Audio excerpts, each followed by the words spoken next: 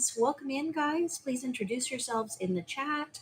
One of the things that I like to do right away is to encourage us to follow one another. So I'll go first. If you're a buyer, welcome in. Today is a show where we talk about all things whatnot, and specifically, I put on my teacher's hat and I'm going to try and teach a few things. But if you would please, if you're a seller or a reseller or a buyer, introduce yourself. Obviously, my name is Tara. Sometimes from your usernames, it's hard to tell what your first name is. So if you're comfortable introducing yourself by first name, I welcome that. Okay. And it looks like the bookmarks maybe haven't gone out yet, and that is okay. It gives me a chance to check on. I'm going to try and watch myself on YouTube as well. Welcome in. Good morning. Good morning. All right, let's click, let's go. Getting everything ready.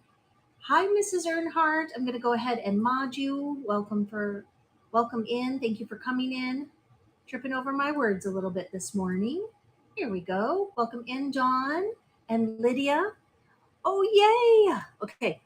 So I've never watched myself on YouTube at the same time. I always watch my YouTube, not always, but I check them on the back end just to make sure that they have uploaded. And it's a new thing. It's a newer feature.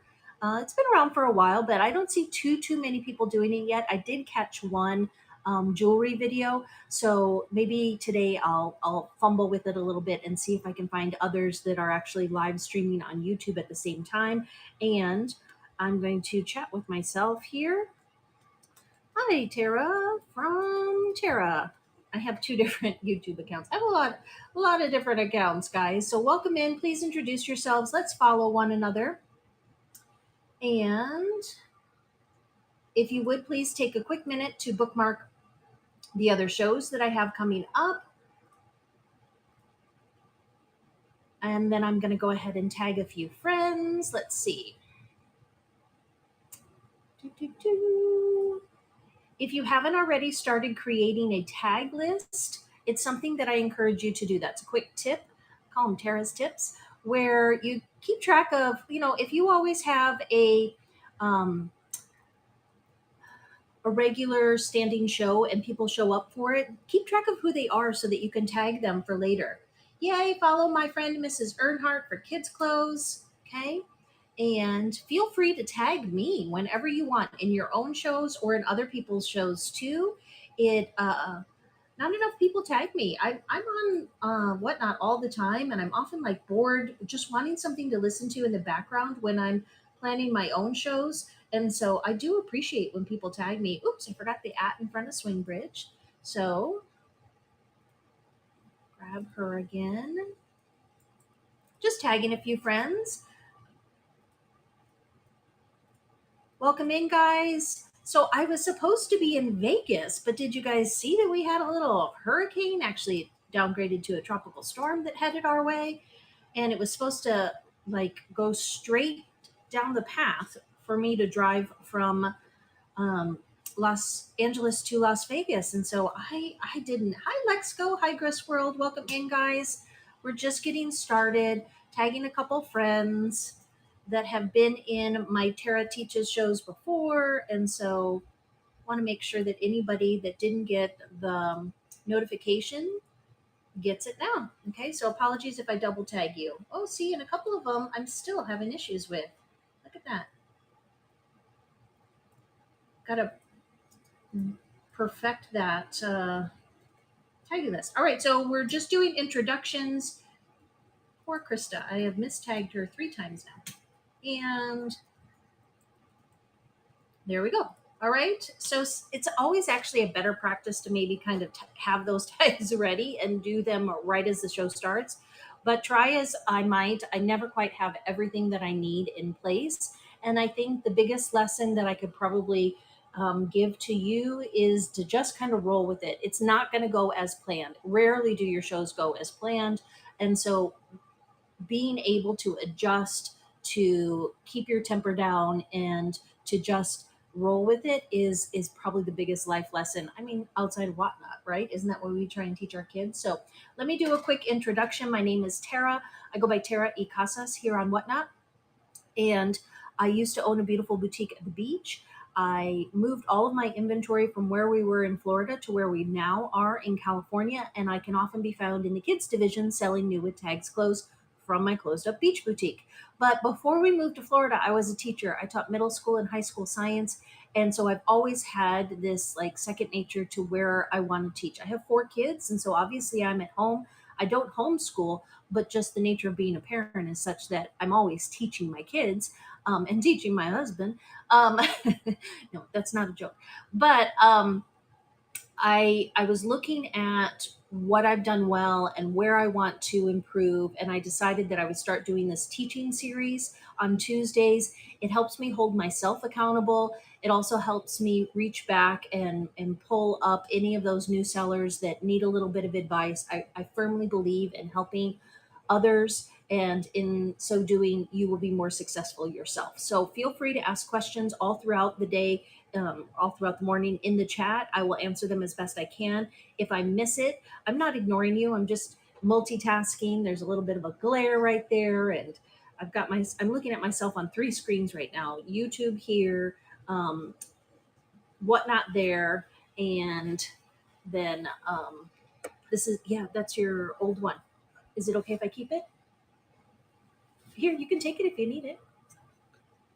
Okay. My husband needs his extra phone too. So we upgraded our phones. And so I'm still trying to make use of some of the older phones to be able to see from a buyer's perspective. But anyway, that was a little behind the scenes chat. Happy Tuesday. Happy Tuesday. Welcome in, everybody. So I assume that all of you guys are sellers and that's why you're here. So I'm just going to choose a couple. Feel free to introduce yourselves. So let's start with Rock and Feather. And I'm going to look at your profile real quick, put you on the spot, and I'm going to quick follow you back. Hi, Christy. It's nice to meet you. And look at you. You've got 1, 2, 3, 4, 5, at least 6 shows planned. I'm going to go ahead and give you 6 bookmarks. That's a lesson, guys. If you don't have the shows planned, then you can't get the bookmarks. Christy has the shows planned. So let's go ahead and follow and bookmark her shows. And then the first one is 800 plus pieces. Awesome. Is that your first show or you've had a couple? Okay, I see that. A few. Wonderful. Okay, so 800 plus pieces. That's a nice, crisp number. That'll draw people in for sure. And I love that you chose the beach. Of course, I love everything about the beach. You've got over 1,000 followers. Congrats. You're doing great. Okay, let me choose one more. Good morning, Envy. Hi, Marlene. And Blue Pug Design. I have pugs, so I'm going to quick choose yours. We're just looking at profiles and following one another. So, Diana, I'm going to follow you if you would follow me too. Oh, yay, you thrift with your 80-year-old mother. That should be a hoot. And then you upcycle clothing. Fabulous. So, let me remind you that there is an upcycle category too, and it's growing. So if you haven't already scheduled a show in the upcycle category, please do that. I'm going to go ahead and give you 2 bookmarks because you have 2 shows scheduled, and then I'm going to give you some advice. Schedule at least 4 or 5 more shows because when I look at your profile on the desktop, there are 6 shows across that can fit, and I would have given you 1, 2, 3, 4, 5, 6 bookmarks because it's just as easy as 1 or 2. So schedule a few more shows. If you have to change the date and time, that's okay.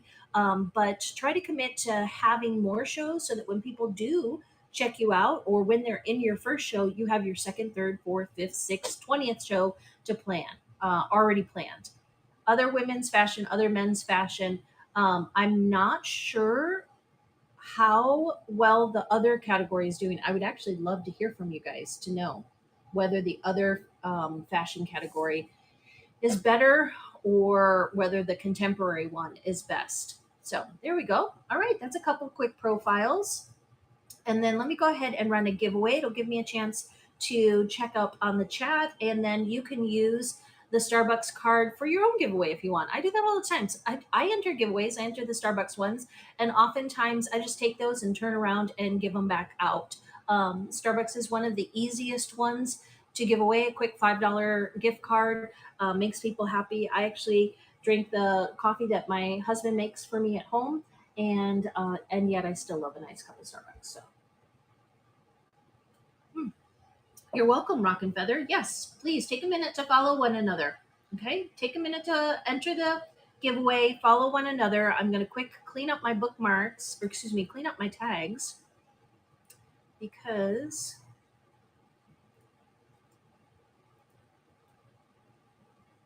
it didn't have the right spacing. Let me check and see if I have it now here.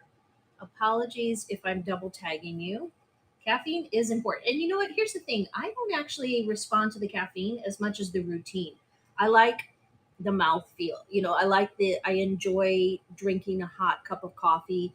I'm sure the caffeine helps a little bit, but I could drink it in the evening yeah. Anyway, caffeine, I feel immune. Good morning, AMAC. I guess for some of you it's afternoon, huh? It's still only 10 o'clock for us. But the sun is shining now, and so I don't have any excuses. But did you guys see that not only did we have a tropical storm, but we also had an earthquake? So my mom was worried about us, the family, because the news properly warned us, like, hey, everybody, take cover, stay off the roads. That's why I didn't drive from Los Angeles to Vegas. It wasn't smart. Your emergency responders need to be able to get to people that are in true emergency. They don't need us shopping at Target and doing all the errand things.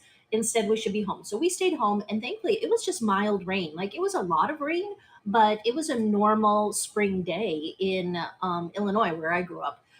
So there was nothing in our area of California, right where we're sitting, that was of immediate concern. We do have to worry about like mudslides and rock slides on our paths.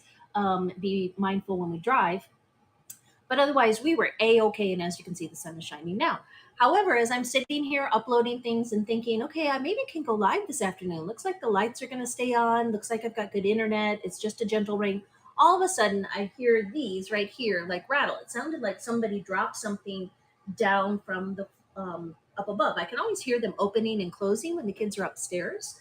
And I hear footsteps all the time. But this was a unique sound. It sounded like, almost like a game where somebody drops marbles down in between, and then I kind of felt it too, and I did what everybody in California does. I quick ran to Twitter to see. I was like, was that an earthquake? And sure enough, it was. And it was in Ojai, which is a lovely little country area that we had planned to go to the previous day because Leo and I had the day off. And I was like, well, let's drive up to Ojai. We didn't quite make it that far because it is a bit of a drive, but we've been there often. They have one of the best playgrounds in all of Southern California. And it literally hit a little too close to home because I don't, I don't get nervous about hurricanes.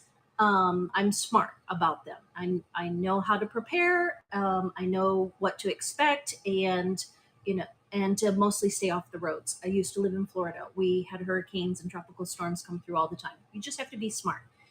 I grew up in Illinois with thunderstorms, so I'm not afraid to drive in the rain like most Californians. I'm not afraid of lightning or thunder. Earthquakes are still new to me. I mean, I'm not going to say I'm not afraid of them, but in general, you know, there's not much you can do other than be prepared and be smart.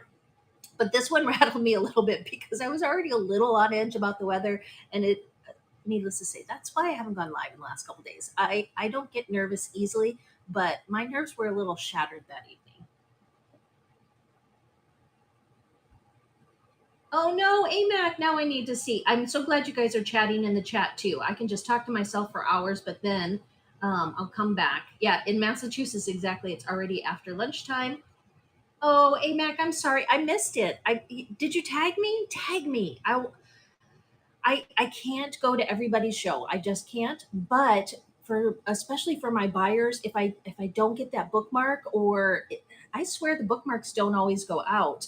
Because even like for today's show, I had a bunch of bookmarks, 34 bookmarks. But when I first started, I was the only one in the room, and so that's why I tagged some people. Envy didn't feel the earthquake. AMAC, we do just have to stick with it. And I feel like we're still a little bit in the slump. Let's see who gets some Starbucks. That'll put some pep in their step. Bonnie 43210, you get $5 Starbucks. Okay, I'll send that off to you tomorrow. Mrs. Joy Junkie, thanks for joining today. I'm going to quick follow you and click on your profile, and Grisworld, sometimes you have to step away from it and come back. I stepped away for most of July, and I am finding that August is not much better than July, partly because I haven't been as consistent as I want to be, but partly because I do feel like the app has changed a little bit. That's okay. We're going to strategize how to do things better. We're going to stick with it, guys, because I am still convinced that maybe here in fourth quarter the app is just going to explode. Let's put it out into the universe. If we all think of it, then maybe we can manifest it and it will happen. Mrs. Joy Junkie, we are friends. I am giving you a bookmark and I am reminding you the same as I did the others. You only have one show planned. You should have at least 6, if not 10 planned, so that you can get those bookmarks. And especially so that when you do go live today at 4:30, you can tell your viewers, hey guys, make sure you bookmark my next show. And you can always change the title, change the listings. You can even change the time if you need to. But the one thing you can't change is you can't go back in time and wish that you had it there for people to bookmark. Okay, so let's jump into. Thank you, Griswold. Exactly. If you guys can go down the line and support one another, I so appreciate it. And then just make a note to tag me in your next show, and I will do my best to respond to those tags because I honestly don't have that many people that tag me. So all right, here's a quick review of a couple weeks ago. Do you see how I just pinned at the bottom? Bookmark my shows. Bookmarks are important. Even if the app isn't quite working and they don't send the notifications out, even if you get 100 bookmarks and only 2 people show up because bookmarks are not RSVPs, it doesn't mean that 100 people will come. They are still extremely important. It looks like Whatnot has changed the language and they're now calling them saves. We're going to continue to call them bookmarks for a while because that's what they've always been. But on the newer version of the app, it's a save or a reminder down at the bottom. I'm still trying to figure out why they've done that. Sometimes they make changes that don't necessarily make sense to me, but it means that the bookmark is down at the bottom and they're reminders or they're saves, and you want to encourage your viewers to bookmark your shows. Do it often. This is the 6th or 7th time that I've mentioned it already in the first 20 minutes of this show. I create what I call signposts, which are listings that I'm not actually going to start an auction for, but that have a reminder or a call to action. And the call to action here is bookmark my shows. I'm going to go ahead and delete this one. Quick, take a screenshot if you want, and you can copy it exact or you can make it your own. Doesn't I am flattered when people do what as I do because that is my nature. I'm trying to teach you what I think will be successful. All right, double checking. Uptown Hog, that's why we're here. We're trying. So let's think about this, guys. This was the brainstorm topic, but I think I'm gonna save this one for. I want to brainstorm something different. Okay, based on what the chat is. So I'm going to pivot, like my friend Ross, right? Pivot, pivot. I'm cutting and pasting because I want to come back to that. But right now, this is what we'll brainstorm next week if anybody wants to think about it. We're going to talk about buyer's appreciation next week. But right now, I want to ask you guys to be raw and honest. What wasn't successful about your last show? Let's brainstorm all the ways we can turn it around. And I like to do these shows with my desktop here because I can type a little bit faster. So I just quick changed it. I'm going to double check. Exactly. Thank you, Grisworld, for your comment because I agree. Not everybody does, but I find it more interesting to join a show that has more than 3 or 4 bookmarks. I feel put on the spot if I'm the first, second, or only bookmark. But if somebody has at least 10 or 11, then in my mind, oh, they know what they're doing. This is going to be a good show, and I can support them. If they've got 110, then I sometimes skip over those because I don't like a crowded show. But to each their own.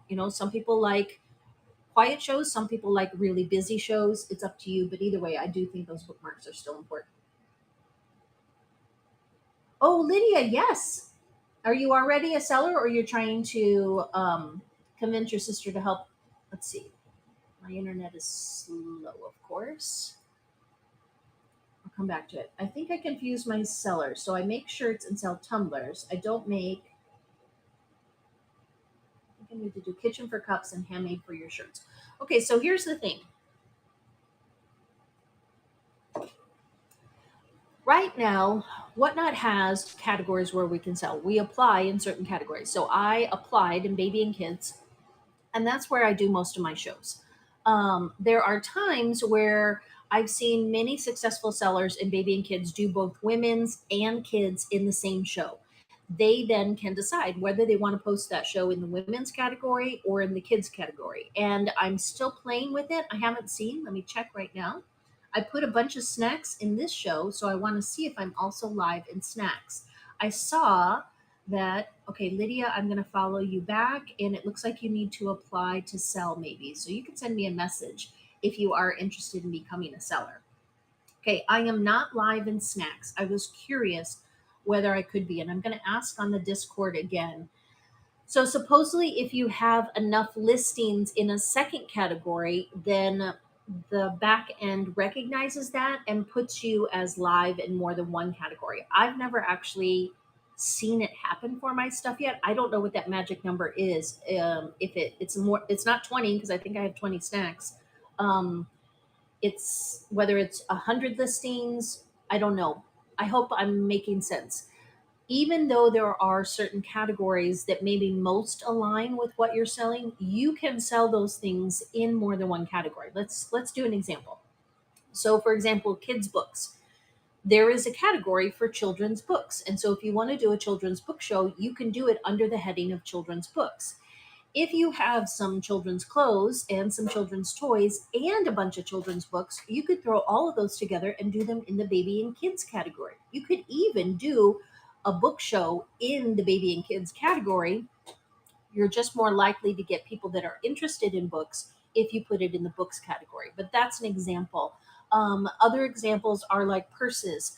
Many people do their purse shows in the women's category instead of in the purses category because they already have a following and an audience that knows them for their clothing. And so they're not a purse seller, like they don't regularly have bunches of purse shows. So they're able to do that under the women's category instead of under the purses category. And so if you're making tumblers, or if you're, then you can decide. You can do that in the arts and crafts category because you've made them. You can do that in the kitchen category because, you know, it is something that you drink out of. But I don't think kitchen is your best home for that because people that, there's actually, I think there's a category that's coffee mugs or something. Maybe I'm wrong. I could be making things up here. Explore the categories a little bit and don't be afraid to try something in a different category. So, if nothing else, I think that comes along with this brainstorm topic. If your show wasn't successful, is there a way that you can do that same show in a different category? And I know what you're thinking. Well, I was selling baby and kids clothes. Can you sell it in the garage sale category? Did you have low enough starts? Like if you're starting everything at $1, $2, or maybe you just pull the lowest price items out of the show that you had that wasn't as successful, and go over to the garage sale category. You'll get some of those bargain shoppers. And then throw a few other things in your show, a couple extra things out of your gift closet, or a few things, you know, out of the kitchen that you're no longer using. Think about doing something over in the garage sale category just to boost your confidence, to gain new followers, to hopefully make some sales. You don't have to be stuck in the category for which you applied. That's why I've been over in snacks because I really enjoy it. It's faster sales sometimes, and it's not as big a sales. Like I've never I don't think I've ever had a show that was more than either. I think I had one that was almost $300 that I sold in snacks. It was a 2.5 hour show, and that's the most. But generally, it's more like $50 or $100 for an hour or 2 hours, like $50 an hour when I stand there and sell snacks.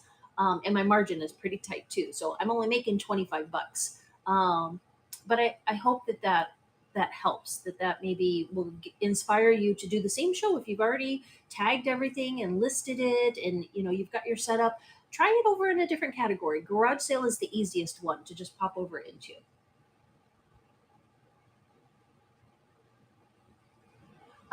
Lydia, I see your other comment. I'm still catching up on comments, guys, about being scared to go in front of the camera. Do it in garage sale and do it with camera down. You can lay the things down until you build up the confidence to be in front of the camera. Some people never do. You can turn the camera down and focus the camera on your clothing rack or on your desktop. Take a look at the way that the card sellers do it, the jewelry sellers do it, mostly in antique and estate sales. Very rarely is somebody actually holding and showing the item. It's usually camera down. You can do the same thing with clothes. You just have to get the frame right. And I've seen a lot of people do it where they hang the clothes on a hanger and they have the camera focused at the wall or the rack.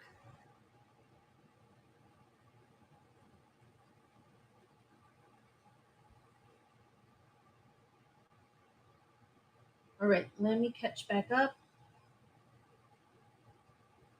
So, gaining following is perhaps the hardest thing because you do often have to make the investment in giveaways. That's the quickest and easiest way to gain a following because they have to be a follower to enter the giveaway. Oftentimes, I find that I only, even in my bigger shows, I only end up gaining like 10 followers per giveaway. It's a slow and steady method, but do sprinkle some in here and there. Do not do a giveaway at the start of your show when you only have one or two people. Even, I don't know if you noticed, I waited until we had the discussion going and I did the giveaway after there were already three or four, five, six, seven people, and I didn't see how many entries it was.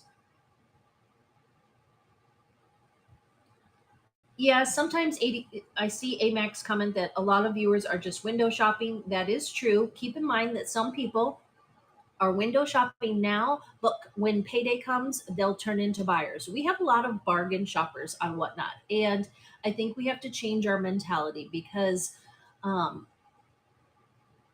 if we discourage the bargain shoppers, then we're going to be left with nobody to buy. We do want to bring in more people that are what you would consider boutique buyers, people that are used to paying full price or closer to full price for their purchases. And that's getting harder and harder to find. Many boutiques like mine are going out of business because there just aren't as many people that are willing to pay full price on anything. So what can you do with your merchandise to bring the prices up? If if I knew that, then I would be a millionaire. But we can still brainstorm ways to do that. And I think bundling is one of them, trying to add things to, instead of trying to get $10 per item, can you get $3 or $4 for that item, but then you stack them together with two or three more so that then you maybe are getting 15 or 20. Bundling in kids is one of the ways that you can sometimes convince people to take out their wallets. Stormy, that happens to me all the time.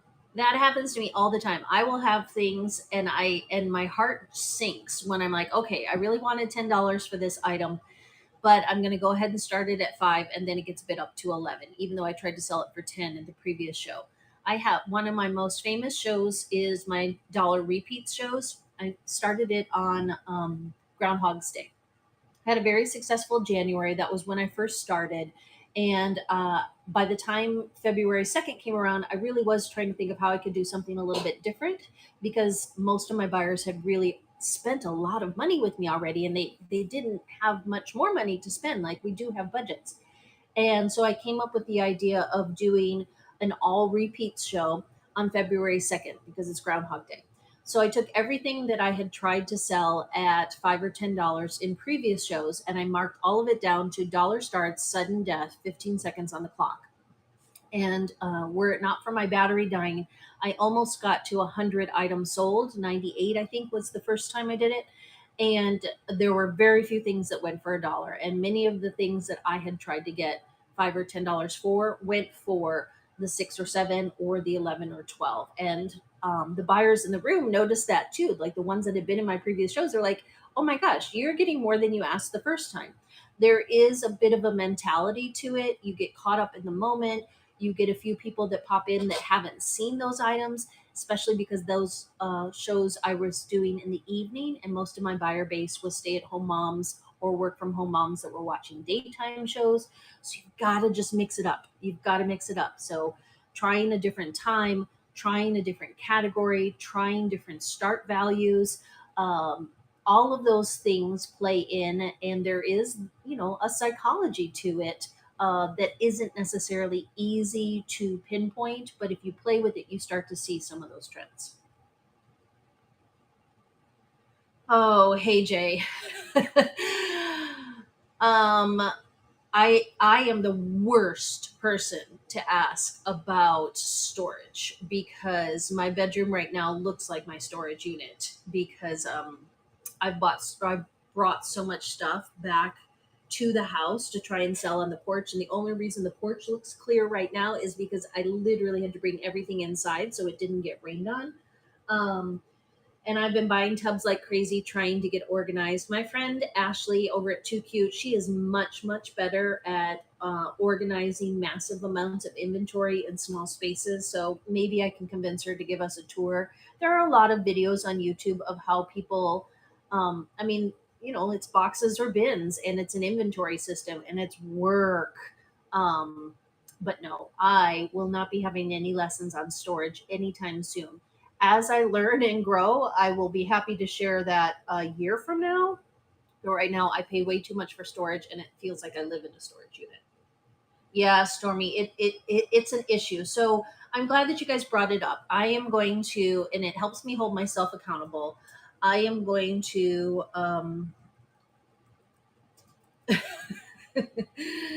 I'm making a note that we all need some better storage ideas. How to take out the wallet. Rusty, are you repeating what I said? No. Okay, so let me go back. So, hey Jay, that one really big show that you had, I feel like I popped in. The one where you had the big giveaway and you were rated. What did you start your stuff at? What was your starting point then? Did you not see? I- I'm not asking the question the best way, maybe, but I was just in Basil's show, and yesterday during their support, they said they never started $1 anymore. They were starting everything at 3. Haley, you have 82 bookmarks for tomorrow. That's great. Your pictures look awesome. Let's see. It was all bamboo, so higher starts. Yeah, right now that's the only thing that is getting the higher starts. I don't have anything that's getting higher starts. $5 is kind of the sweet spot for my stuff, which is part of why I pulled back because most of my merchandise retails for $30, retailed for $30 or more. And so when I started at 5, a lot of times I'm sitting at 80 to 90% off retail. And I mean, that model works for places like Target and Gap and Gymboree, and all the others that are clearancing their stuff out based on volume. For me, I'm doing one-offs, one of this and one of that, and so those extra few dollars really do matter to me. So I kind of pulled back a little bit.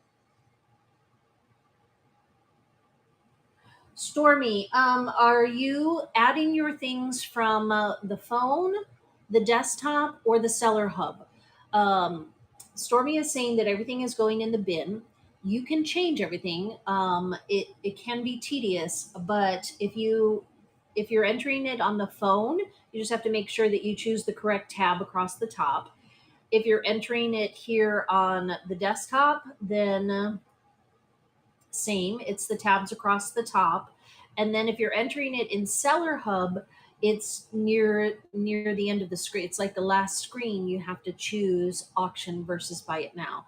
And so for every single one of them, you can go in and change them from bin to auction, bin to auction, bin to auction. It's tedious. I don't think there's a bulk change that you can do, but I can check real quick.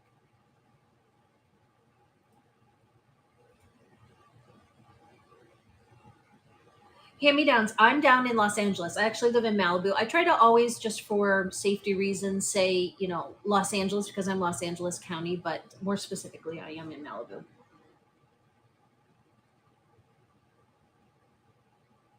Yeah. Oh, yay. It's going to have a push notification. Okay, girlfriend. How can we help you get better prepared? So, um, Haley is saying that everybody, we're all gonna go bookmark Haley's show, and we're all gonna go try and buy something from her. Why does it say follow? It should have been. Yeah, we're friends. I hate that it says follow as if I'm not already following you. I am, of course. Um, oh, you've got 74 bookmarks for tonight too. Um, I'm clicking on your show. I'm clicking on our show tomorrow. A push notification is when the category chooses your show to push out to everybody that has said they want to receive notifications for that category. So I had one very early on back in the day, but it'll just say at the top. You see them sometimes. We get a lot of them for things like cards or sneakers or music drop, or when they have a big celebrity, it's the notification across the top. And the reason it's called a push notification is because it's pushed out to a much larger audience besides just the bookmarks.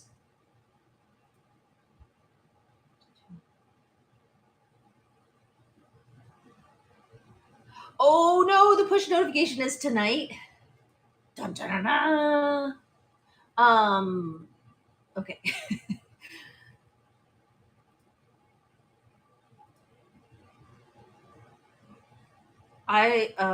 Yeah, I'm coming back to you.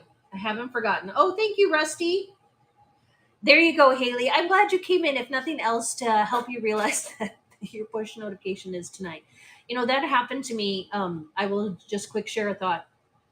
So I had never received a push notification before, and I had been talking to Whatnot because I was having a lot of people come into my shows, and so they kind of rewarded me with, "Hey, we'll do a push notification for that raid show," because I was helping to organize raids, and they pushed the notification for a show for a raid show that I was participating in with Savannah, and I was like, "No, no, no, no, that's not my big show. That's a small one that I'm doing with Savannah," and I had to quick try and plan that show. And that was when I was still very young in terms of my seller experience. So I do know what that feels like. Oh, Rusty, you're so sweet. I appreciate that. All right. Does anybody else want to kind of say what they think was not successful in their last show? Obviously, like the number of viewers, that can be a huge thing. Sometimes you can have a super successful show with only 2 or 3 viewers, but it does help when you have 10, 12, 13. Those are kind of norms. Like right now I have 9 in here, but if there were only 2 or 3 people, then I know that one is me, one is my husband, and the third person, you kind of feel a little bit lonely. You can get more viewers by getting more bookmarks, and you get more bookmarks by scheduling more shows and talking about those shows. And then you can get more viewers by sometimes trying your show in a different category. Other than that, there's no magic formula, but those are at least 2 things that you can do today. You can schedule more shows, and then you can schedule one of those shows in a different category to try and increase your following and hopefully increase the number of bookmarks you have on the shows. Hi, Marcy. Welcome in. Family Treasures, I see that you popped in a little while ago too. All right, I'm going to take this brainstorm topic away because I know it's not easy or fun to talk about what we're not having success with. But let's jump to somebody actually hinted at this, listings, how we can create quality listings. And I will be 100% honest. In the beginning, I did not really even have listings. I just had the one generic listing that was, hey, I'm selling stuff. And then I started to make category listings. And I would sell all of my tops at $5, all of my bottoms at $5, all of my dresses at $10. And so I still oftentimes go back to that, where I'm just doing categories. That is not the best example. That is what those of us that have lots of inventory can do. And so my method was very similar to what I would call the pallet pull method, where you're just saying, hey guys, I'm pulling this out of the pallet, I'm pulling it out of my inventory. Some people call it like a run pass. I called it show and tell. I show you what I got, tell you all about it, and then you decide whether or not you want to bid on it. That is not the best method. That is better for people that are seasoned, that have a good following, that have a lot of inventory. If you are just starting out, if you have 100 pieces of really good inventory, you want to take the time to photograph and list all of those 100 items, and be okay with the idea that you won't sell 100 items in your first, second, third, or maybe even fifth show. You might only sell 4 or 5, and it's a very slow climb. So, what do those listings look like? Well, let's take a look at some of mine. Okay. So I did put in the buy it now a lot of different snacks. And here's one that we all know. Okay. I'm going to pin this one. The Dots gummy candies. So I have Dots theater box, 6.5 ounces. So this is an example of a snack listing. If you look at it in the marketplace and you look at it in my buy it now, you'll see that there's a picture, there's a nice title, and then there's a nice description. If you don't do all of those things, title, photo, description, you are less likely to get bids on your item. Let me find a clothing item. I don't think I have to, or a game. Here's a clothing item. I invested in a little bit of new inventory. Now, the picture will not show when I pin it, but the picture is there if you go over to the buy it now. And so I put the word new because almost all of my stuff is new with tags, but I kind of wanted to show my customers, hey, this is new. Like, I just got this. Otherwise, it's important that you put for your clothing a descriptor like NWT, new with tags, EUC, excellent use condition, GUC. It's a little less popular over in women's, because most of the time we assume that women's clothes are being sold in excellent used condition unless it says new with tags. But I feel like those descriptors are super important in the baby and kids category because people don't want play condition clothes unless you've explicitly said this is play condition. So you have to take the time to decide what condition your clothes are and put that in your title. So for me, this is new. Then I put the brand because we are brand snobs over in the baby and kids clothes, and I am not afraid to say that. So if you have Hannah Anderson, don't just put HA, write out the words Hannah Anderson. If you have Athleta, if you have Kiki Pants, if you have Minnie Bowden, write what the brand is. You can also write Old Navy and Gap and H&M and Cotton On and Zara, all of the other mall brands. People are looking for those too. But especially if it's a boutique brand, you want to put the brand in your title. That makes it searchable both in the marketplace and in your show. Speaking of searchable, a big mistake that a lot of people make is they don't put the size in the title, or they abbreviate the size to where it makes it difficult to search. So you see that mine says 9 to 12 months spelled out. It does not say 9 to 12M. It doesn't say 9M. It's very explicit. This is 9 to 12 months because I want you guys to go over to my search right now and type in 6 to 12 months. Nothing will pop up. If you type in 9 to 12 months, you'll see that this pops up. If you type in size 2, nothing will pop up. But if you type in size 11, a t-shirt will pop up. And I've included the word size. So if nothing else, I probably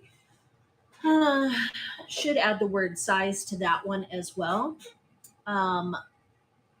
It can be very difficult when you encourage people to go search your auction and you say, hey, go check out the shop, search it and tell me what you're looking for, if it's not actually searchable. So I'll use Krista as an example. Swingbridge has incredible shows that are all rags. Rags is a very coveted brand. She has some kind of hookup. I don't know what it is, but she manages to replenish her inventory of rags often and has these really nice curated shows. She had all of her sizes in the description and not in the title. And so when I went to search for my little guy size, because I didn't realize that Rags went all the way up to size 7, I thought it was just a baby brand. I typed in size 7 and nothing popped up, even though I knew she had at least one item.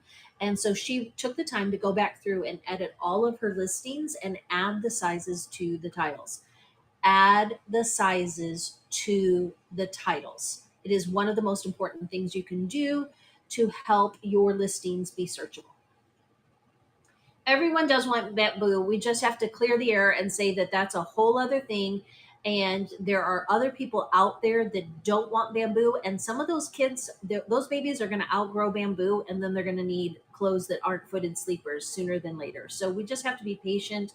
Um, it, there are trends that come and go, and this one might be a long lasting trend. It could be that, when we're all grandparents and we're buying for our babies, we all go to buy bamboo. I don't see that happening. I see it as being a current trend that is really hot and has been encouraged on Whatnot. I mean, behind the scenes, they've been bringing people in to sell bamboo clothing. So together, if we continue to offer things that aren't just bamboo, I think, can't promise, that the market on Whatnot will change. It's a tough one, but I agree. Everybody wants it, but it's also very saturated. And just because you see bamboo being successful on the platform doesn't mean that um, those sellers are highly profitable. We have no idea what their cost is. So they could be buying something for 10 and selling it for 13, which is the same as buying something for 1 and selling it for $4. Like, the margin is important when you're determining the value of your business and the value of your time. I can't give you too many insights into that. I wish them well. I'm glad that people are successful in bamboo. I am buying a little bit myself just to diversify my marketplace, but I am not looking to become a bamboo seller. Just kind of putting that out there as well. Yeah, exactly. Just find it in the wild, or not. So you're not going to find it in the wild. Very rarely will you find bamboo at thrift stores or at consignment stores at a price. Certainly not at thrift stores, just because people don't donate it; they sell it. Um, or it gets trashed. Like, bamboo does not actually hold up that well. Um, and then at consignment stores, all of those consignment store owners know the value of it, and so they're going to mark it up. So I don't think it's easy to find bamboo in the wild. Rather, you have to search for it on different marketplaces or access it wholesale, which is why I'm going to pull us off of that topic, because it's not easy to do. That's why the price of mine is $32. I paid $16 for that garment, and so I am selling it at retail, and I'm going to sit on it for a long time, and I might eventually end up selling it at 10 or $12 for a loss. I may or may not be okay with that right now. It's an advertisement. It's like the dancing man outside of the car salesman, or the car dealership. I'm saying, hey, if you search for bamboo, I have some bamboo, but mine is expensive. It's the price that you would pay in the store, because I am a store. I just happen to be a store on what. Oh yeah, no. Every now and then you can find it. Every now and then. Congrats, Rusty. Just know that I think my point was not that you can't find it, which I said, but rather you can't find it consistently enough to build a business around it.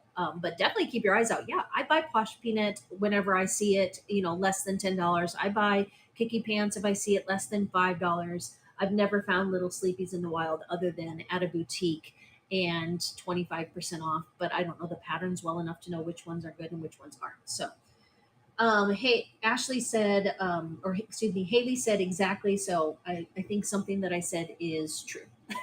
You can catch it on YouTube if you want to listen to this all later. All right. So I really was trying to get you guys to see that it's important that the quality of your listings is good. Like, you can put whatever you want, but if you just put blue T-shirt and then $3, it's so much better if you can be descriptive and you can put Minnie Bowden blue whale t-shirt 9 to 12 months, and then also add EUC, GUC, or play condition to indicate what condition it is. The more you can put in the title, keep it concise, but detailed. So you don't want your title to run on for days, but you want it to have all the important information, the brand and the size, the brand and the size, and a very short, shirt, top, sleeper, and then down in the description, you can go into more detail. Polka dot print, footed sleeper, small snag on the bum, something along those lines.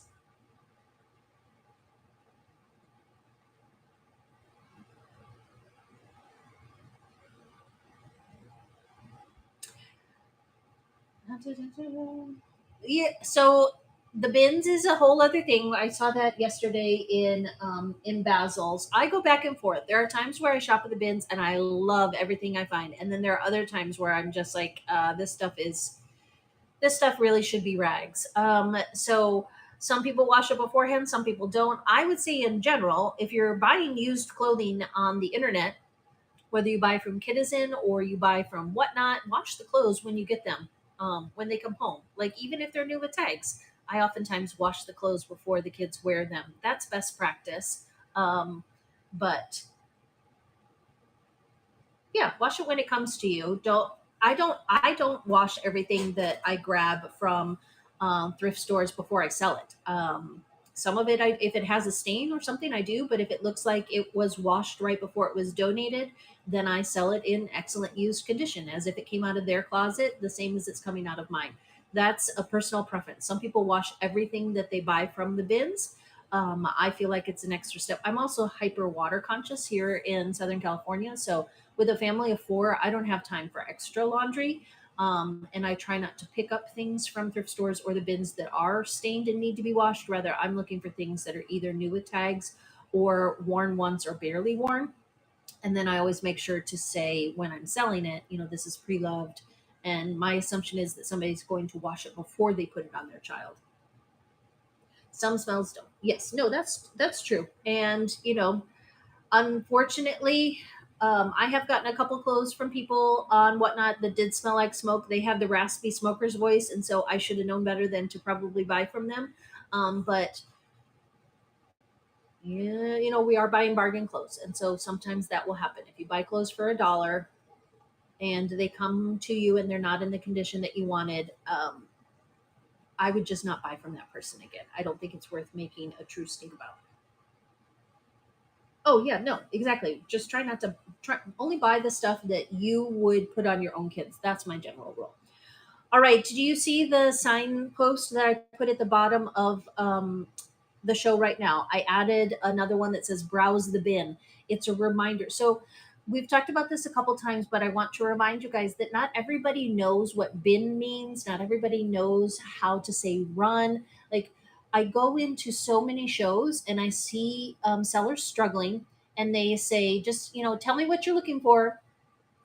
You have to present your merchandise. So think of it this way: if you are a storefront and you set up, you have a boutique, you have all of this beautiful merchandise. You're a consignment boutique, you're a resale boutique, you're a new with tags boutique, and you have the best kid stuff in the world. It's a whole wall of sad beige baby, and then there's natural toys, and then there's the bright and colorful side. It's everything everybody ever could want, but you set up the front of the store like a bank teller, where they have to talk to you through it, and you say to them, okay, so if you guys could just tell me what you want, then I'm happy to bring it to the window and show it to you.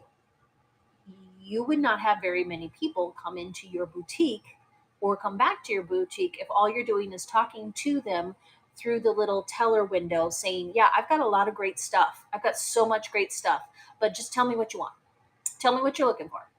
Okay, so if you guys would just go ahead and write in the chat, like so many sellers put the buying experience on the buyer side. Like they're saying, "Hey, you buyers, tell me what you want me to sell." No, no, no, no, no. Show me what you got. Take that teller window away and show it all to me. If you can have a rack behind you, those are my favorite shows. The ones that have the rack behind them. Let's Go Thrifting does a really good job of that. She always has the most beautiful rack of clothes, right? And then you can kind of see what's coming. And if it has a pretty pattern, you can say, ooh, what's that purple floral? Lindsay does a pretty good job of having, a women's rack sometimes along with kids. The more you can show back here, the more likely people will stick around and anticipate. But if you just have yourself and a box of clothing, even if it's numbered and it's the best stuff in the world, that's going to inhibit your success, guys. So have as much of it on display, making, even if it's piles, you can take those IKEA shelves, right? And you can have a pile. Oh, my friend, Fly Girl. Fly Girl CAS. She has the white IKEA boxes. They have them at Target too, but I think you guys know what I'm saying. And she's created like little, we call them vignettes, little windows into her. This one will have, she has some really classy luxury items up on the top. Um, so she does hers in shelves, and then I think probably my favorite and the one that teases us the most is Atlanta Kids. She has this whole rack of Matilda Jane, and it's the most beautiful prints, and she uses it like a backdrop. She'll sell it to you, but she's not selling it to you for $10. She's selling it to you for 25, 35, 45, 55. Like, she's only getting up there to pull it down up off the rack if you're willing to buy it. So we were talking earlier about not having very many sales, having not having very many viewers. How do we get more buyers? Show them what you got behind you. Think about what you're selling and try and show them what you've got. And then when they come in the room, be showing something. I repeat myself often. If you go back and watch a lot of my shows, I don't necessarily do what I just said I should do, where I have a rack. Rather, people would see like my storage unit is filled with bins. That's different. What I'm saying is, since most of you do not have an entire storage unit filled with New with Tags merchandise, instead, you do have to curate it a little bit. You have to show people what you've got as they come into your store. The same as, if think about it like a real boutique that people walk into. You don't want a big white wall that just says, yeah, we're a great kids store, but you got to tell me what you want. I hope that makes sense. Rusty, yes. So having a mod helps when people are calling out their sizes, because that is very overwhelming to me too. I have gotten a little bit better at saying, oh, I'm selling that a different day. I actually turn more people away than I should. I've started to try and include over in my auction, click the bell reminders like, oh, we'll get to size two. I don't have an easy answer for that either, except that you control the pace of your show. And so, even though somebody's pushing the chat doesn't necessarily mean that you have to answer them or change your show for them. Exactly. A pen and paper helps if you don't have a mod. That is absolutely true. And I don't think we do enough of that, of like writing people's names down. But having a mod is the best thing that you can do, because then they can maybe keep track of what people are asking for. So I want to talk a little bit more about different types of listings. If you have any more questions about how to make your listings better, or if you want to tag me in any of your shows and just write, there's a share feature. How about if you guys do this? Okay. If you go to your show right now, you can click share. And when you click share, the bubbles will pop up at the bottom, and it will show that you can share it to any one of your friends, and like the most recent people that you've interacted with or messaged with will appear at the bottom. If you type my name, Tara E. Casas, you can share your show. I'm asking you guys to go ahead and spam my messages. Share your next show with me, and then I'll pop into it and I'll take a look. And if I have any tips, I'll reply back. Don't be offended if I don't reply back. It could be that I got caught up in my own show, or, with my kids. But if you want actual tips on how to improve your listings, I'm more than happy to take a look at yours. I just see somebody already shared with me. So, yes, send it to me and I'll give you some tips. If I see it, I will say, like, I don't just go into people's shows and tell them, oh my gosh, you really should change your backdrop and you should change your voice and you should change your listings. No. But if you want some constructive feedback, like, I don't have anybody coming into my shows, I don't have anybody buying what I have, then I will tell you, try garage sale. Takes, your pictures are hard to see. Try and take some better pictures. Add the sizes to your descriptions. I'll try and give you a tip or two. There's no guarantee. There is no guarantee. You can do 100 different things to make your next show better, and you might still only have 2 people show up and 0 people buy. I have had $0 shows. I don't work for Whatnot. I I have struggled more over the last 6 weeks than in the past 6 months with trying to have successful shows. That's part of why I'm doing these teaching series so that I can hold myself accountable and I can learn from you guys and think about best practices. I am hopeful that things will turn around as kids go back to school. My kids don't start until Thursday. Remember, not all kids are back in school yet. All of the Northeast, they don't go back to school until after Labor Day. So I really do think we need to hold tight for a couple more weeks. And if September is as miserable as July and August have been, then we really need to regroup and put our heads together and see if it's worth the time and energy and money to stick with this app. Like, I'm not jumping ship yet, but I'm also mindful of what direction the ship is going. Checking my comments. Oh, thank you, Crystal. Yes. And if you haven't listened to any of my previous shows, they're all available on YouTube now. Sometime, I don't know, about 6 weeks ago, I started making sure that every show that I do now automatically goes to YouTube. It's a nice record over there. And especially these teaching ones, I know that some people like to listen. I like to listen to shows in the background while I'm driving and also when I'm uploading listings. So feel free to go back and listen to some of the others for tips. Oh yeah, Rusty for sure. I've started to sell out. If you watch one of my very first shows, you will hear me say I never had any success getting started on Poshmark, eBay, Mercari, or any of the others. I hate photographing clothes. It is I love children's clothes. I love selling them. I don't mind washing them, folding them. I like arranging them. I hate photographing them. It is just not my style. So that kept me from being successful on any of the other platforms. And that's partly why I really love the live selling experience because I can just lift it out and I can tell you everything I love about those clothes, and people appreciate the knowledge that I have. Nonetheless, dollars do matter, and I really did see like the amount that I was able to sell per show and the dollar amount per garment was going down and not up. And so I have started just barely to dip my toes in the water. And I'm not saying to do that instead of Whatnot. I'm saying to do that in addition for a couple reasons. So it is a good idea to list other things on other platforms because hopefully you will get some extra dollars in your pocket. You can reinvest those dollars in inventory that you can also sell here on Whatnot. It helps you with brand knowledge. You can see what other people are buying and selling and valuing.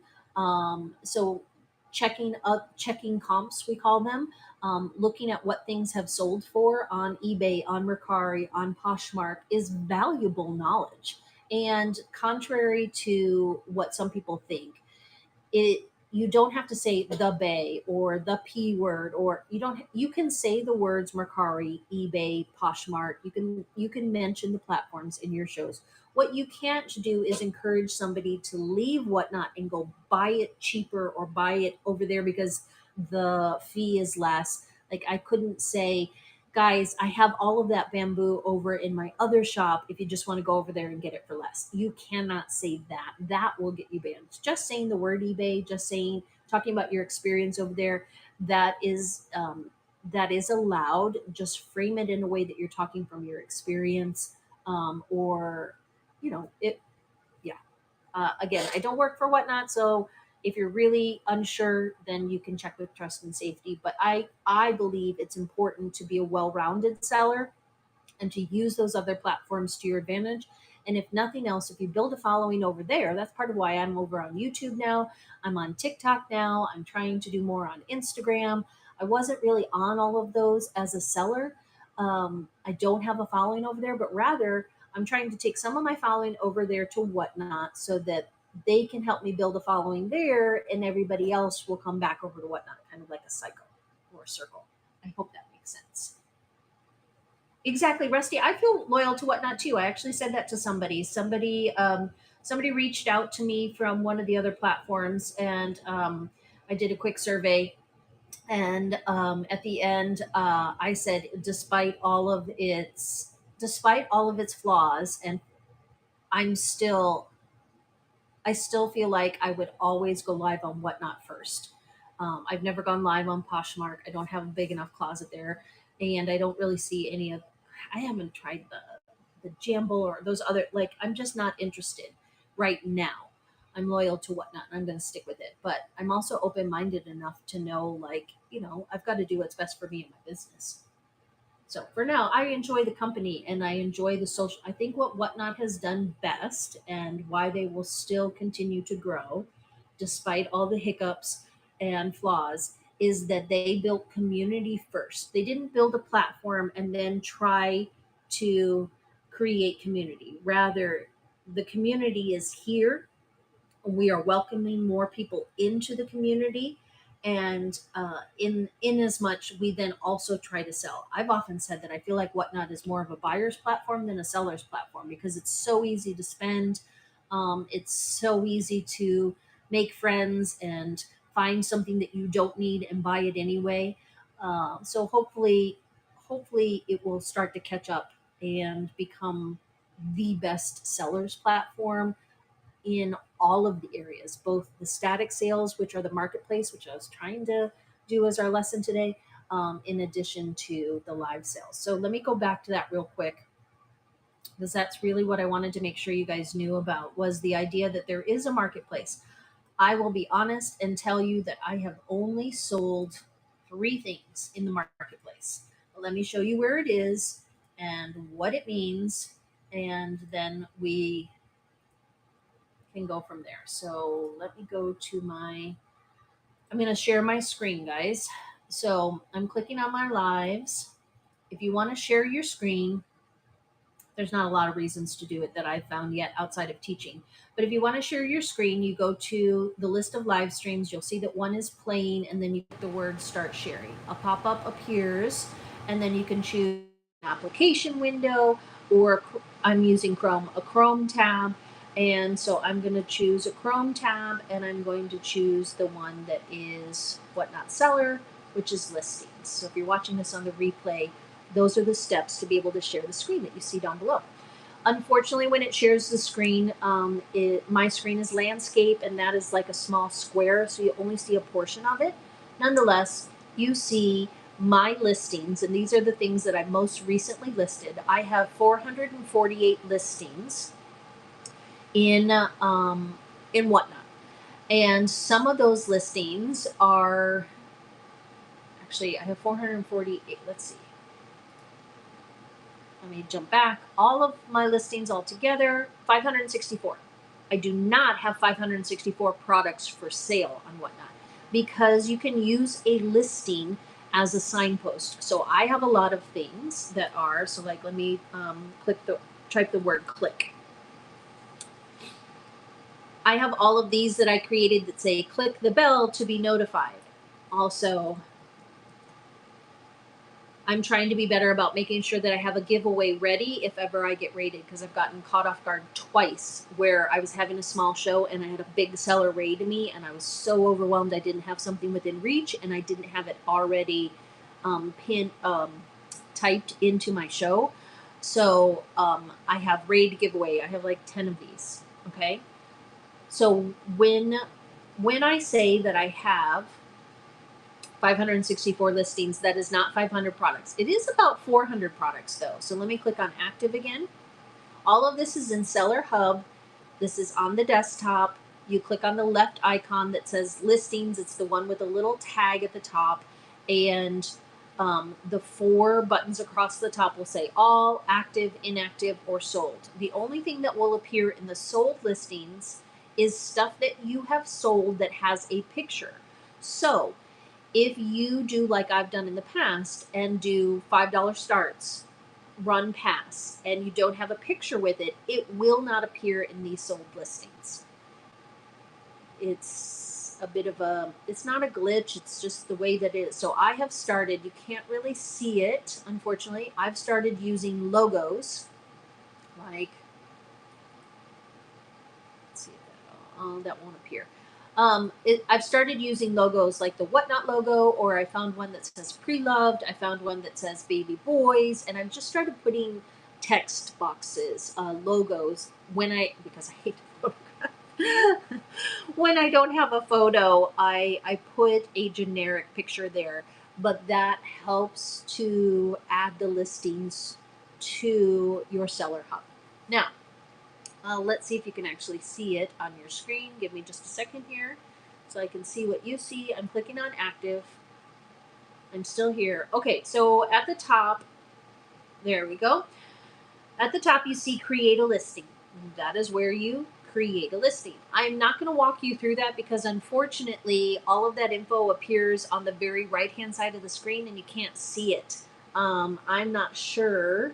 I can make I might be able to make a YouTube video a different day where I screen capture it and record my screen. I can't do it from this share screen mode. However, I can show you that there is the create a listing, and then you can see underneath it, scan your eyes down, you can see the little storefront. You know, it has the awning and then the black button. Okay, so let's go through what those things mean. First of all, you see the format there. Now, I'm going to click on it. This one I added last night, this cute little embroidery kit. Earlier, somebody was saying everything is going into the buy it now. I don't think from this very first screen that you can change it. Rather, what you need to do is you need to highlight it. You see how it's gray? You click somewhere on it so that it turns gray. Then on the bottom right of your screen, it will say edit listing, and you have to click through all of the different steps to get to where you can change it from buy it now to auction. But this will tell you right here whether or not your listing is currently in a buy it now mode or an auction mode. I have this cute little cross stitch kit as a buy it now mode. It is available in the marketplace. So you see how I highlighted with my pointer, and it tells me it is in the storefront, the marketplace. I'll explain what that means again in a second. And I have it available in 2 shows. I have put it in the buy it now of the current show and my next show, ThreadUp Fun Box. You can put it in as many shows as you have scheduled. If you have something and you want it to be in every show until it sells, you can do that. But this is where it will tell you where it is. And then the link, I've never done before.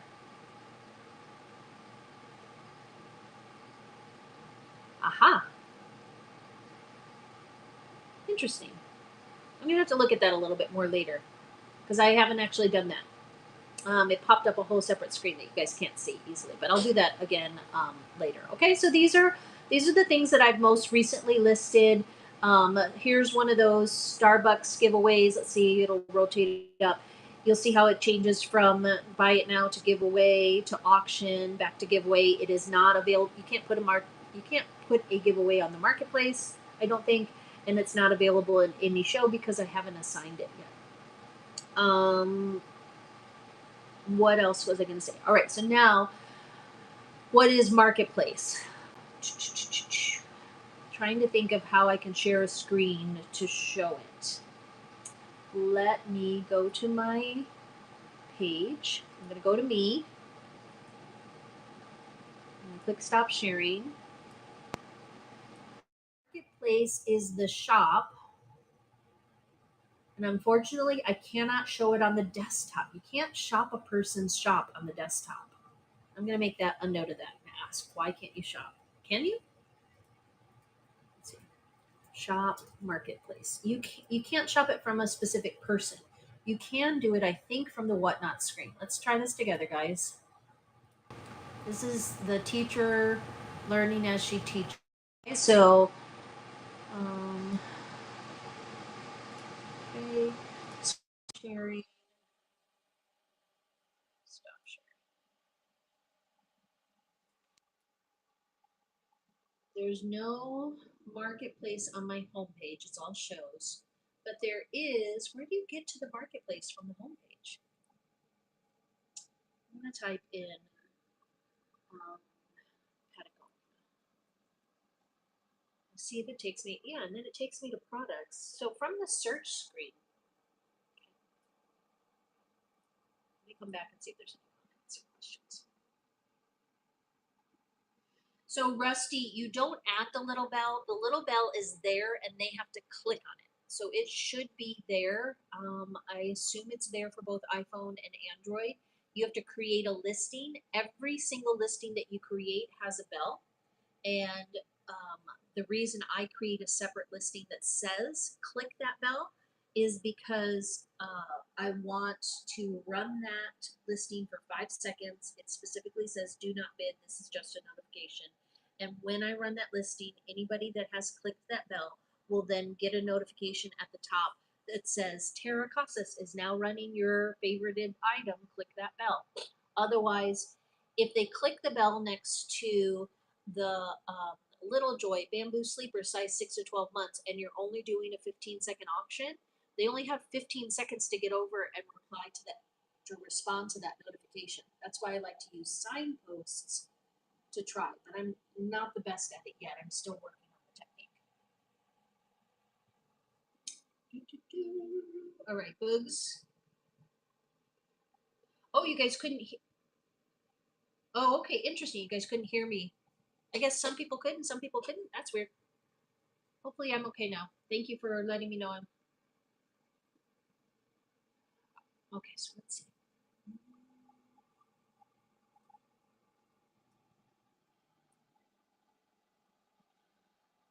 All right. Can you hear me now? Did you guys not hear any of the things that I said when I was splitting the screen? Like was I talking to myself the whole time? Because I had some really good commentary there.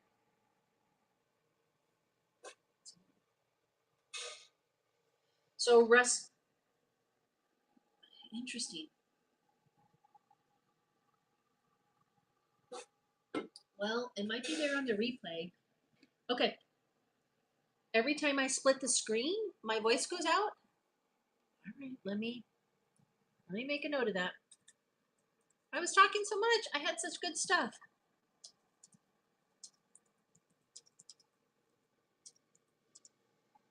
All right, I'm gonna ask. That's a bug. It shouldn't do that. It didn't do that the last time. Okay, bummer. I'll try and work through that. But Rusty, to answer your question about the little bell appears on every listing.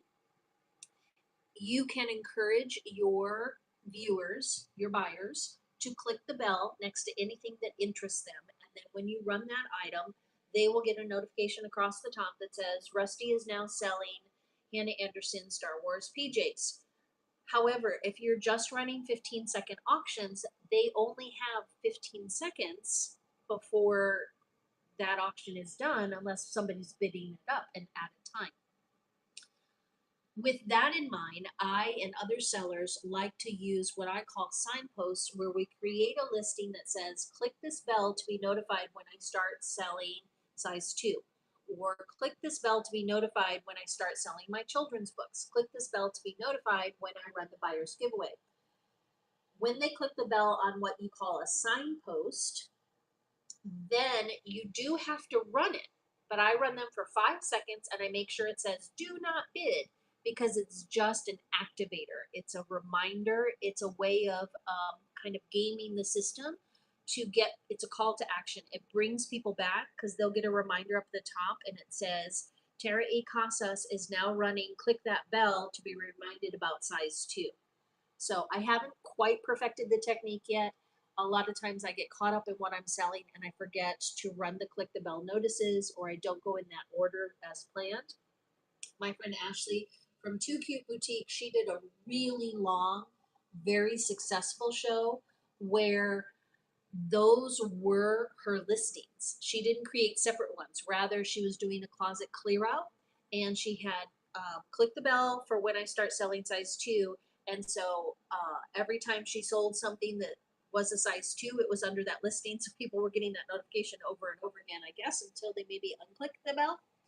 So there's more than one way to do it, and there's not a perfect way to do it. So experiment with it and find something that works for you. But the bell is there on every listing, and we can encourage people to click them. So like right now, I could go into Rusty's show, or let's go into Haley's show.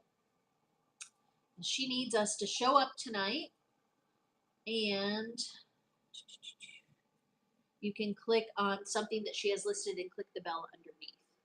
Actually, I think I can't do it on the desktop. I think the bell, yeah, the bells only show up on the app, and I do so much on the desktop. Oh, you're welcome. You're welcome.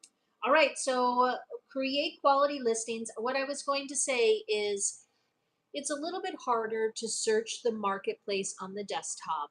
I mean, you can search it, you can't go through somebody else's shop, as best I can see, on the desktop. Rather, on the app, when you click on my profile and you see it defaults to shop on the bottom left, it says shop, and then it says shows, and then it says past shows.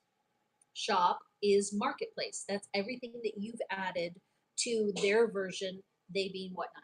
Everything that you've added to Whatnot's version of eBay. They're static listings. They're buy it now listings that aren't in the buy it now. They are buy from the marketplace. Okay, so there's three ways that you can sell something on Whatnot. You can sell it in a live auction, and you choose how long that auction goes for. It needs a listing. You can sell it from the buy it now, and you have to create that as the listing. And you can sell it from the marketplace, and the marketplace is where you have it either as a buy it now or an auction somewhere else, but you've also made it available in the marketplace. So let's say I have, a Lululemon navy blue jacket, size 6, and then I have a photo of it, and it says excellent use condition, too small for me now, a treasure for you, whatever I want to say in my description. When I list that item with a photo, it has to have a photo. I can choose to just have that listing be in the marketplace only. Every time you make a listing on the desktop or through the seller hub, it automatically is in your marketplace unless you take it out of the marketplace. That means if somebody searches Lululemon navy or Lululemon jacket, your listing will pop up even if they're not a follower of yours. If they're just randomly on the app searching for those things. And I'm hopeful that fourth quarter people are going to start doing more marketplace searches for gift items. Then, in addition to the marketplace, you can choose to run that item as an auction if it doesn't sell in the marketplace, or you can choose to put that item in your bin. And so, right now, let's see, I have to have Leo took his extra phone. I wanted to show you on an extra phone, and I can't easily. If you look at your shop from the buyer's view, which I highly recommend, if you don't have a significant other, if you live on your own, then create a second account with a Gmail address, just so you can look at your store from the buyer's perspective. And you see all of the things that are listed, all of the descriptions in that. And the very first thing when they look at your profile, they see your picture, they see your nickname and your description, and then it says shop, and it's everything that you have listed, or it's the little Whatnot logo that says there's nothing listed in the shop right now. You want to have things that people can buy. Maybe 10, 20, or 100. It's up to you. I'm not saying that you're going to make a lot of sales there. I've only made 2, maybe 3. 1 Coach purse, 1 slime, and 1 candy, I think. I don't even know what the third item was. I haven't sold much there, but I have faith. I have faith. BST stands for buy, sell, trade, and that is usually happening over on Facebook. Those are groups. BST is not a term that is anywhere on Whatnot. So buy, sell, trade refers to places like Crossroads, Buffalo Trading Company, and Plato's Closet, other storefronts are buy, sell, trade stores. Or it's a term that is now used for like Little Sleepies or Libby Luca lovers, Matilda Jane fans. Those are buy, sell, trade groups where you buy, sell, and trade clothing or toys within a group on Facebook. I don't know anywhere else besides Facebook that has BST. The marketplace is the term. So on your profile page, it will say shop. Where it says shop, that is the marketplace. That is your shop within the marketplace. If you just go back to the home page and click search, I think the only way you can get into the marketplace is if you search. I don't do it often because I'm not like when I buy on Whatnot, I want to buy from a seller that I know, and it's usually within a show. I have yet to buy something on the marketplace. So it's down here at the bottom where it says marketplace. If you click on it right now, it has for you, like, it, I hate this, like the most random stuff appears. And so I'm hopeful that they're going to keep working on this and getting it tailored to me. Like it says for you. Okay, I follow 100 baby and kid sellers. So in my mind, the first thing that should show up is something that's baby and kids. I resell pretty things. I don't understand why those glasses are appearing there. So, I mean, at least when I scroll a little bit, there's Mama Brooke in a Hannah Anderson jacket, but right now it doesn't have it where you have to do all the work. Like you have to click sort, and I can sort. Let's see what categories. Right now, these are the categories that it's showing me because these are the categories that I've chosen to follow. So that's why I'm getting so many estate sale things because I've chosen to follow estate sales. That's not where I spend my most time. So I have, if I want my marketplace for you page, FYP, I've got to unclick all of those things if I want it to be a more tailored experience. Spend some time playing around with it as a buyer, and you can maybe better understand. Hopefully, you can come back to class next week and teach me how to teach our buyers to use that marketplace and actually start buying things. Has anybody ever sold something from the marketplace?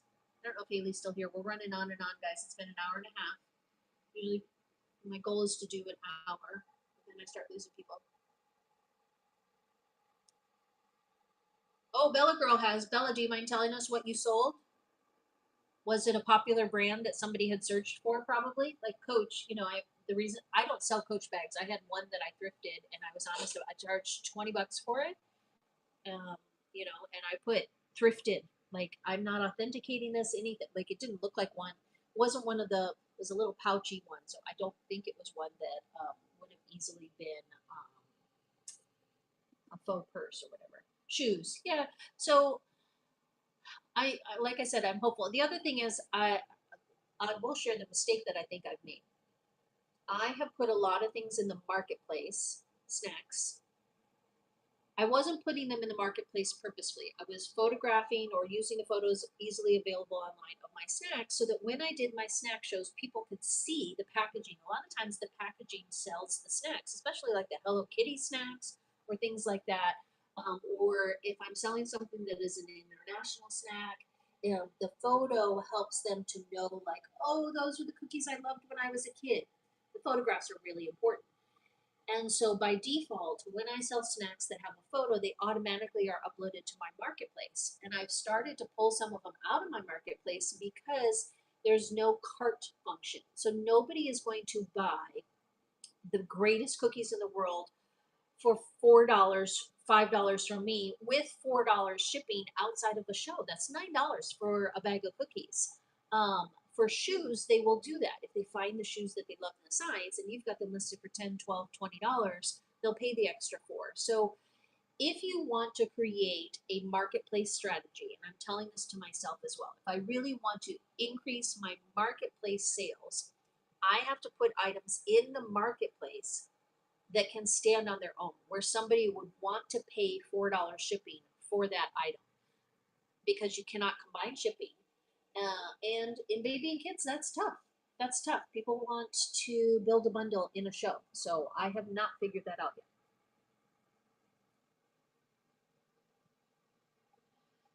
Steve, when you are trying to create a listing on your phone, a photo is required for it to be in the marketplace. It is not required for you to create a listing. I'm so glad you said this because it is a point that I forgot to make.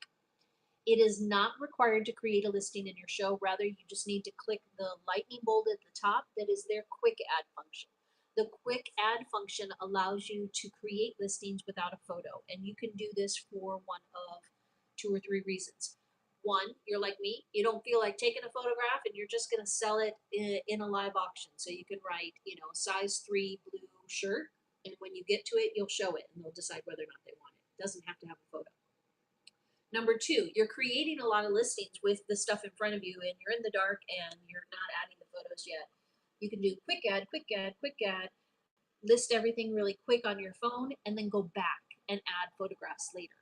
So either because you're not going to have a photograph and you don't need it to sell it, you're going to add the photographs later, or the third reason would be because you're creating a listing that is either a signpost or a category, something like,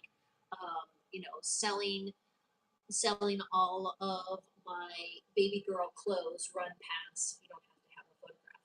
I encourage you to put a photograph for everything because then it will appear in your seller hub. You get better records when it's sold, and you can clone it and edit it and all those things. I can maybe try and show you later, but some of it I can't easily show you based on the way the screen is shared and the fact that my voice went out. So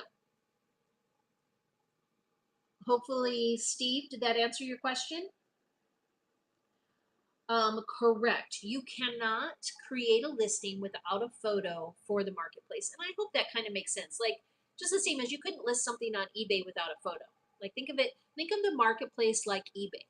And eventually, hopefully, it will compete with eBay to where if somebody Googles blue Lululemon jacket, and then they go to the Google shopping page, they'll have Whatnot, eBay, and your local store all lined up against one another.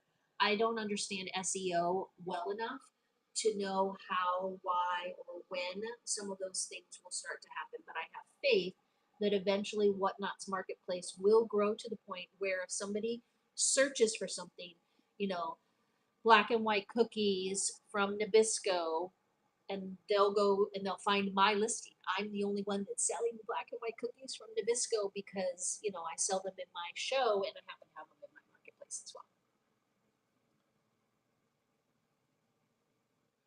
Perfect. Glad I answered that, Steve. Yeah, exactly. You just add the photos later and just know, even if, so don't be afraid. So here's my other suggestion, Steve.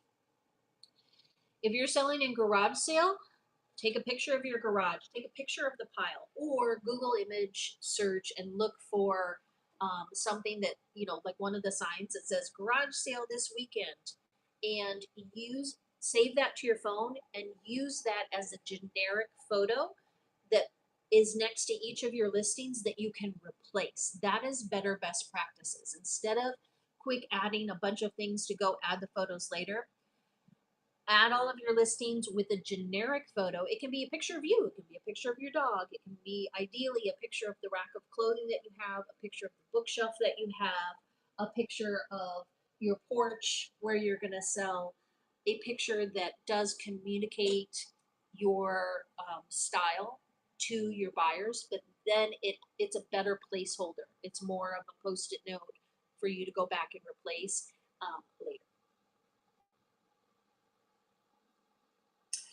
Hand-me-downs, you're right.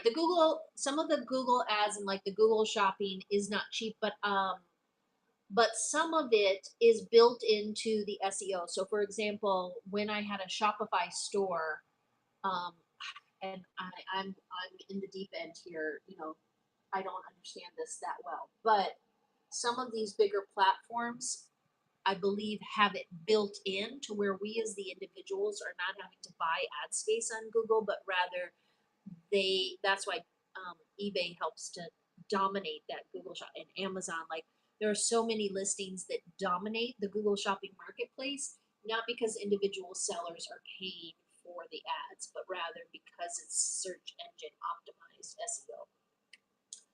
Right now I have faith. Or if eventually it becomes a paid option, then I guess I'll pay for ads or whatever. But I think for all of us that I'm still a relatively new seller. I just started in January. Until you've sold for a year, I think you're still kind of a new seller. I think for all of us, it is still just a good idea to continue to add to the marketplace. Make a goal for yourself. Can you add 10 items a week to the marketplace that are quality listings? Something that you're trying to get $10 or more for. So for us in baby and kids, maybe it's jackets or shoes. It's not onesies. It might be the bamboo onesies, but you get the idea. Something that someone would pay $14 for, $10 as their cost, plus the $4 shipping. Maybe it's a little bundle, of stocking stuffers, age 2, best gifts. Like we're gonna have to start thinking outside the box. And right now, all of my tarot teaches have been a little bit more on the generic side. I'm hoping that people from estate sales books, um, women's can all benefit from what I'm teaching, but maybe we need to do a baby and kids specific one where we collectively think of, okay, how can we improve our marketplace listings? How can we, I'll think about, next week I was going to talk about raids and giveaways. Things are changing behind the scenes with the buyer's appreciation giveaway, so I don't want to talk about that yet until I have a better understanding of the changes. So maybe we can talk about fourth quarter. I don't know. Does anybody have any ideas of what they'd like me to teach about for next week? Because I get to decide. Exactly. Hand me downs. I've told more than one person. Check your lens. That's the first thing that I say when I go into a show. If it looks like it's smudged, I always interrupt and say, "Oh, check your lens." Especially those of us that wear makeup. Like a lot of times when we're grabbing our phone in and out of our pocket, or if we get into toddlers, my goodness, the crumbs and the streaks and the fingerprints on your camera lens can really affect the quality of your show. But also, I think it helps to have a second view. Like right now, I can see myself on my desktop. I'm sorry that you guys are I still have to figure out, like, I have to reposition it so that it's here in front and I'm looking up and down instead of to the side. But I'm not a professional YouTuber or live streamer. I was a professional boutique owner, so I sell cute kids clothes. Does anybody have any requests for next week? Otherwise, we can put lesson 11 to bed, and just spend some time. Let's see here. Let's see, where's the homework? Yep.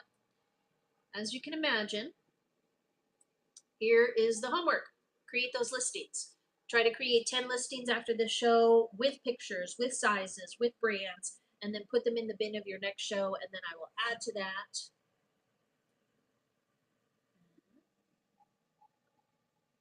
And actually, I'll just say it. And then share that show with me. If you can try and figure out how to share, not just tag me, you can tag me anytime, but there's a share feature right over here on the side. If you can use that share feature to share it to me in a private message on Whatnot, I'll go in and take a look and give you any feedback.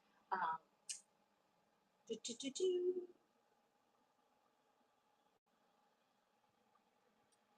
So Bella, I'm going to look at your marketplace. Thank you, Rusty. Yes, that is how you share. So I want you guys to share your live streams to me, and then I will take a look at your listings and things. And I'll leave this one active so that you can come back and kind of take a look at some of the listings that I have. I mean, I have plenty of shows. You guys can pop into my shows and you'll see some that are best practice with really great listings and some that are empty right now, because it's a work in progress, right? Okay, let's see. I'm just going to quick scroll through. Everything looks good. So I will go live again next week. I think we'll continue to talk about some of the same things. I don't know if we're going to do giveaways and raid trains. We'll see. Did I do my show notes today? I did. Okay, so show notes. You're going to avoid the candy shows? The candy shows are fun, though. You should pop into the candy shows and just enter the giveaway, and that way you could get a little sample of candy. And if nothing else, even if you don't eat candy yourself, you can give it away in somebody else's show. Okay. Hi, CC. We're just winding things down, but this show is available on my YouTube page if anybody wants to watch it on the replay and listen to some of the tips that we shared. I really enjoy learning from you guys, so I'm going to keep doing this every Tuesday morning at 10 o'clock here on the West Coast. It's almost lunchtime now, and then let me see. If you haven't already bookmarked my shows, what I still have planned for the week. I've changed things around a lot because my kids don't go to school until Thursday. I'm so anxious to be back into a school routine. Yeah, so Thursday afternoon. So I may or may not go live tomorrow. I am not planning it since it's the day before back to school. We have got to get backpacks and first day of school clothes and snacks and all the water bottles, all the things. We have to get all those things ready tomorrow. So if I pop up, just pay attention to your notifications. Otherwise, I'm really hopeful that come Thursday, I can start to get into a groove where the kids are at school and I am going live every day again. So thank you so much for joining. Let's go ahead and raid somebody. I always think it's a good idea to end your show with a raid. It's a great way to spread will.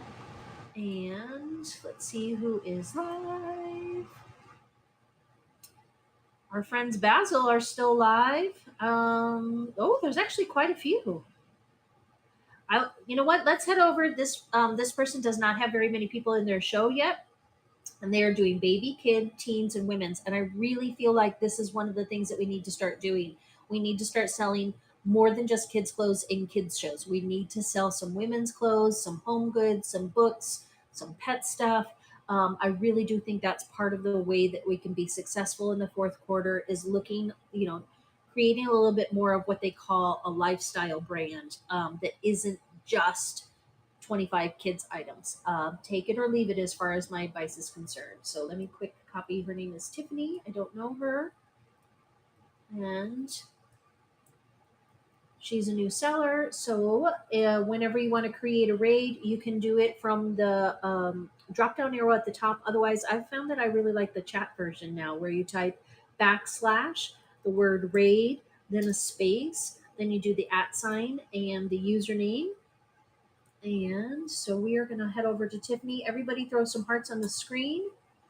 And then once you start it here on the desktop, you actually, hi guys, we're winding things down.